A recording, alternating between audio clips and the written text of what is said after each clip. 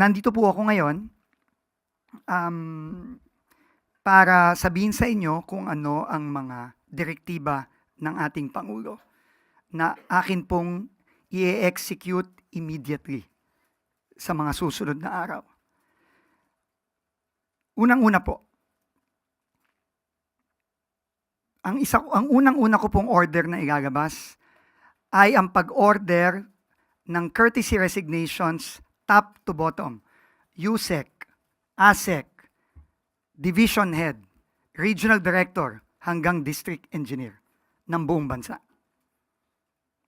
Yan po ang unang-unang order na gustong ipalabas ng ating Pangulo. Ito po ay simula ng sinabi nga ni Yusek Claire kanina na clean sweep, paglilinis. No? Yan po ang unang-unang direktiba ng ating Pangulo. Nag-usap po kami ng matagal kaninang umaga. Sabi niya, linisin ang DPWH. At ito po ang simula. Pagkatapos po nito, tayo magko-conduct ng napakamasusing review ng lahat ng mga personnel. Ako po'y naniniwala na maraming mabubuti at magagaling na kawani ang DPWH. Ang utos ng ating Pangulo, hanapin sila at sila ang ilagay sa mga sensitibo at importanteng posisyon. Hindi po magkakaroon ng ganitong klaseng mga proyekto kung walang kakuntsaba sa loob ng DPWH. Kapag ang isa pong project ay guni-guni, ika nga ng ating Pangulo, o ghost project, hindi po pwedeng walang tao sa DPWH na nag-sign off sa mga proyektong yan. Dahil po, lalo na yung isang proyekto, halimbawa, yung pinuntahan ng ating Pangulo sa Bulacan, yung non-existent project, pinakita pa po ng ating Pangulo yung mga resibo na ibinayad sa contractor.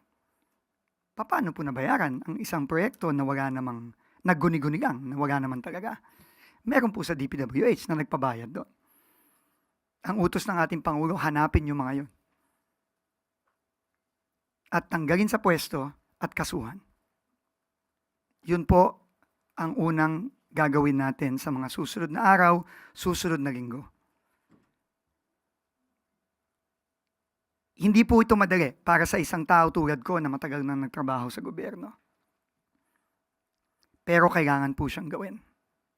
Dahil nakita po ng ating Pangulo, nakita natin lahat ang mga nangyari dito sa ahensyang ito. So yun po ang unang-una. Ikalawa po, itong mga ghost project at substandard project, kinlear ko na rin po sa ating Pangulo na ang mga kontraktor nitong mga ghost project na ito, unang-una, mag-i-impose po ako ng lifetime blacklisting, ban, immediately. Kapag ang isang project ng isang kontraktor ay ghost o napatunayang substandard, wala na po itong proseso, wala nang investigasyon, automatic po blacklisted for life ang kontraktor na yan.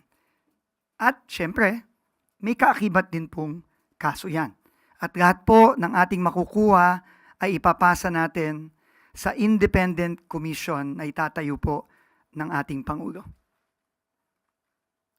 Sila po ang mag-iimbestiga at magfa-file ng mga karampatang mga kaso laban sa mga kawani ng DPWH, sa mga kontraktor, at sa iba pang mga kasama dito sa mga project na talaga nga namang tinapon na lang sa ilog para po gamitin ko lang ang salita ng ating Pangulo.